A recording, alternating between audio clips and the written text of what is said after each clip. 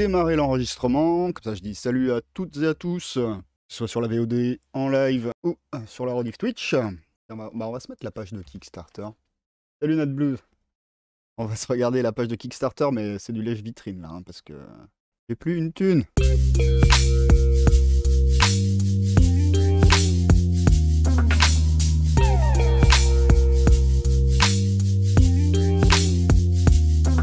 Ah!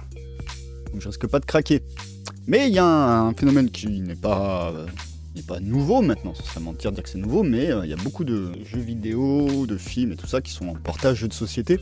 Ça, mine de rien, c'est très raccord avec ce qu'on fait avec le game design du jeu Arena.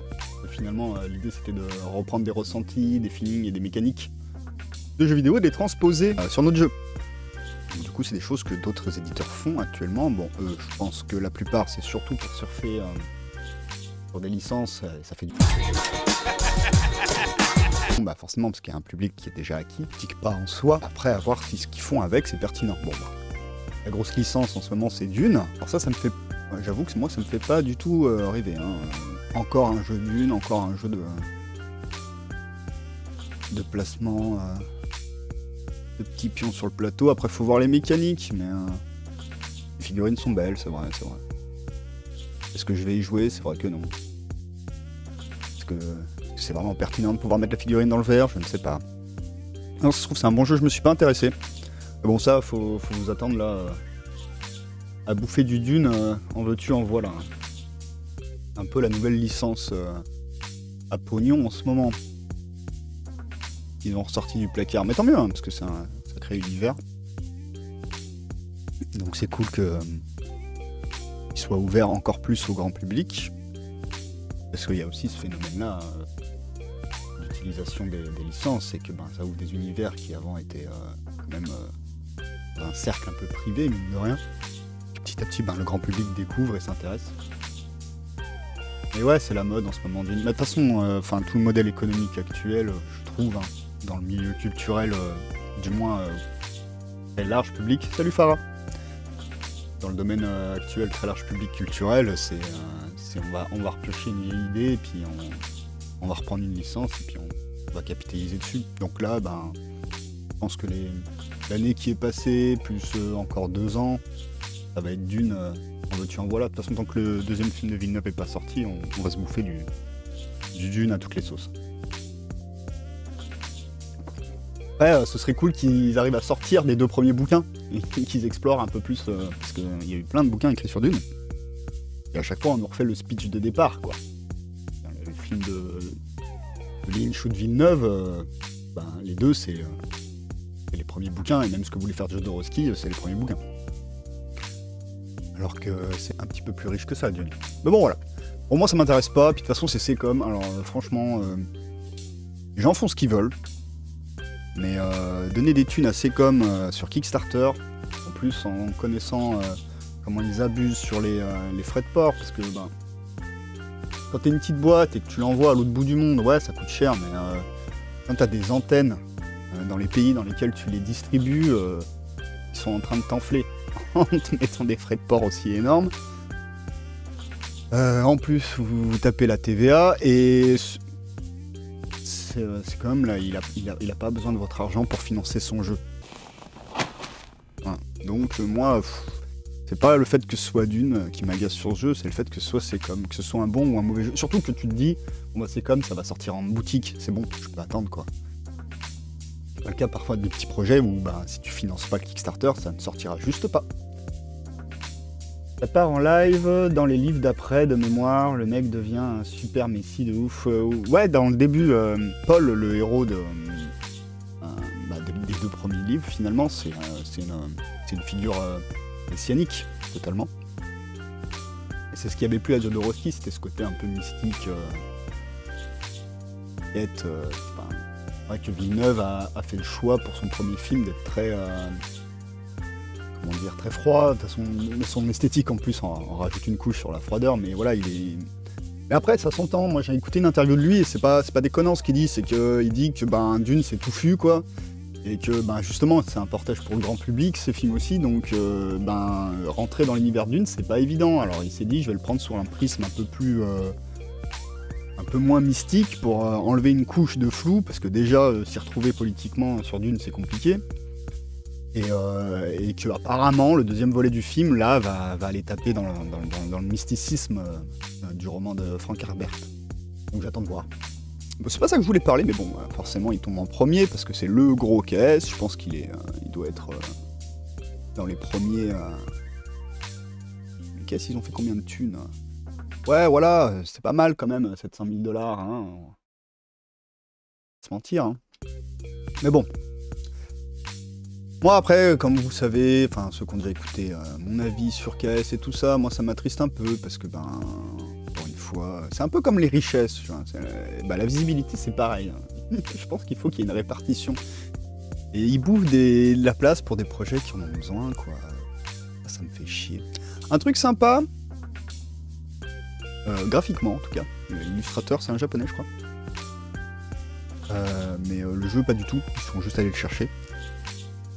J'avais kickstart un de leurs jeux et là ils en font une suite, donc ça veut dire qu'ils font une forme de licence aussi, même si d'univers global quoi. Et c'est cool que moi j'aime bien quand les univers de jeu débordent sur plusieurs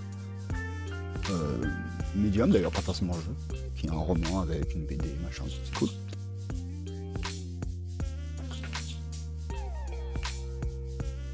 Hop. Là, il y a un petit plateau, il y a des cartes. Les illus sont vachement belles et en vrai il y a de la narration oui et non. L'histoire du jeu et les graphismes parlent beaucoup d'eux-mêmes, mais en soi il n'y a pas vraiment d'histoire écrite. Mais là comme ils font un jeu qui en plus a l'air un peu plus narratif que le précédent. Donc avant le jeu c'était Hidden Leader et là c'est Almost Innocent. Donc ça a l'air d'être un jeu d'enquête. J'ai pas trop regardé non plus, mais je trouve ça cool l'idée de voilà. Au lieu de faire un nouveau jeu avec un nouvel univers, de développer un même univers sur différents jeux, différentes plateformes, etc. Je trouve ça assez cool. Bien que je pourrais avoir le discours complètement inverse sur les licences, parce que justement, quitte à massacrer une licence, pourquoi ne pas créer un nouvel univers tant qu'à faire? Comme ça tu fais ce que tu veux, puis ça rajoute une nouvelle diversité. Mais bon. Mais il y a une boîte française qui a sorti un jeu là qui est sur Kickstarter. Alors c'est moi je m'y intéresse aussi, bon bah voilà, création française. Mais parce que je trouvais que ça rentrait en résonance justement avec notre idée de jeu arena, dans le sens s'inspirer du jeu vidéo pour constituer un jeu de société. Là dans ce cas-là ce sera un jeu de plateau. Ben voilà, c'est des questions que nous on se pose. Ah, je le trouve pas, ça m'énerve. Attendez. Le culte du dé, il en a parlé. Ah non, c'est pas le culte du dé qu'on a parlé, je suis con. Bah oui, y a pas de figurine. C'est qui qu'on a parlé? Ah, Kick Parade. Une autre chaîne YouTube française. Ah tiens, je vous fais découvrir des trucs. Hein. Bon, le culte du dé, je pense que les peu de personnes qui me suivent, vous connaissez, ça va. Donc c'est le Troll Savant, la chaîne. Et ils font l'état des lieux des Kickstarter, ils font en gros le top 10 des réussites Kickstarter. Et je suis ça de manière assidue. Et donc, ah voilà, Spark Rider, c'est parti, on l'a. Donc n'hésitez pas à aller faire un tour sur leur chaîne si vous voulez voir. C'est cool, ils donnent leur avis, puis ils donnent vraiment leur avis, genre c'est pas des grosses chaînes de pub où bon bah t'as un avis mais il est un peu consensuel, un peu comme un jeuxvideo.com quand ils parlent d'un jeu vidéo et qu'ils notent un jeu. On sent qu'il y a des chèques derrière, là non. Quand ils aiment pas, ils aiment pas. Quand ils ont un coup de cœur, ils ont un coup de cœur. Enfin c'est cool. Beaucoup leur façon de faire. Donc voilà. C'est un jeu français, il me semble que c'est ceux... Oui voilà, c'est Arcada, donc c'est ceux qui avaient fait... merde, comment ça s'appelle? Erune. Si je dis pas de bêtises. Salut Viking. J'ai eu peur des grosses chaînes de pub.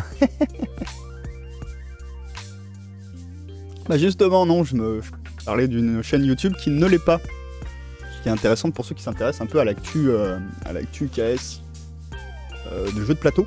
Parce qu'ils font parfois un peu de figurines. Ils parlent plus de JDR parce que il y avait tellement de JDR à une époque qui sortaient sur KS, qui doivent encore sortir sur KS. Du coup, ils sont concentrés un peu plus sur le jeu de plateau, et parfois le jeu de cartes un peu. Mais eux, voilà, c'est pas une grosse chaîne de pub. Et donc ça, c'est une boîte française. Erune, pour ceux qui connaissent pas, c'est un dungeon crawler, mais qui utilise une application. Et donc du coup, bah voilà, on vit son aventure, on dit à l'application, j'ouvre la porte, et elle vous explique qu'il y a 3 gobelins qui rentrent, vous placez vos figurines. Et donc du coup, voilà, donc les mecs, donc ils font des applications pour leur jeu. Donc ça m'étonne pas qu'ils soient inspirés de ça, parce que là, c'est clairement du FTL. Donc je sais pas si vous connaissez tous FTL. FTL, c'est un jeu indé qui était sorti, qui a fait grand bruit et qui a inspiré beaucoup d'autres jeux. On se capte pour le Minecraft, oui. Allez, je file. Allez, des bisous. Et FTL, ouais, ben, pour moi, c'est un des jeux importants de la scène indé. Hein. Il a amené beaucoup de concepts, il a donné beaucoup d'idées. Et c'était un graphisme très simple, 2D, mais on gérait un vaisseau et c'est du procédural, les cartes, et on se balade de planète en planète, enfin de système en système. Et on upgrade petit à petit son vaisseau avec l'aléatoire un peu de nos rencontres, jusqu'à se combattre un boss final. Il y avait d'ailleurs une originalité dans l'histoire, dans le synopsis du jeu qui est intéressante, c'est que on n'était pas en train de jouer des rebelles qui fuyaient l'Empire à la Star Wars, mais l'inverse en fait. Les rebelles ont lancé la révolte et ils sont en train de tout péter, et justement nous on est plutôt l'Empire galactique, à ce qu'il en reste, et on essaye de se tirer. Petite originalité du scénario. Et donc ça c'est clairement un FTL, avec des petits personnages qui bougent de salle en salle pour réparer, pour gérer tout ça. Tu mets des canons, tu upgrades tes trucs, sauf que là le scénario est peut-être un peu moins original dans le sens où on se fait traquer par des pirates de l'espace. Le matériel du jeu a l'air quali. Les idées ont l'air cool. J'aimerais bien voir, faut que je regarde des vidéos quand même pour voir un peu comment ils ont justement adapté ce gameplay jeu vidéo au jeu de plateau, parce que c'est ça qui nous intéresse pour notre jeu. Mais voilà, je voulais en parler parce que production française et production de qualité, donc encore une fois c'est un jeu avec application, c'est un peu leur façon de faire, mais donc du coup ça m'étonne pas que des mecs qui développent des applications et jouent à FTL aient eu envie d'en faire un jeu de société. Quoi de plus normal, c'était étrange d'ailleurs que ça ne soit pas déjà fait. Donc voilà, si vous voulez guetter ça, je sais pas combien il coûte. Oh, 40 balles, c'est correct, hein. Surtout que c'est en France, donc je pense qu'on n'aura pas la TVA, on n'aura pas toutes ces conneries-là. Que c'est un jeu français. Voilà, voilà. 3 weeks later.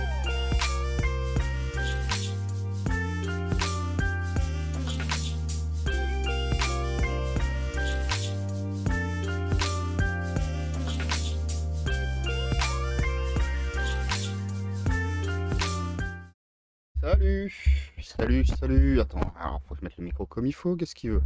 Micro poil de chat. Donc voilà, vous m'entendez, formidable. Enfin, j'espère que vous allez bien. Moi je sors d'une session migraine de 3 jours, en mode clou dans les yeux. Donc c'était pas ouf. Pas pu bosser sur l'ordi, même pas trop bosser du tout d'ailleurs, mais... D'ailleurs j'étais tellement capoute que j'ai oublié d'envoyer les photos à des figurines peintes, à du pain et des jeux. Mais voilà.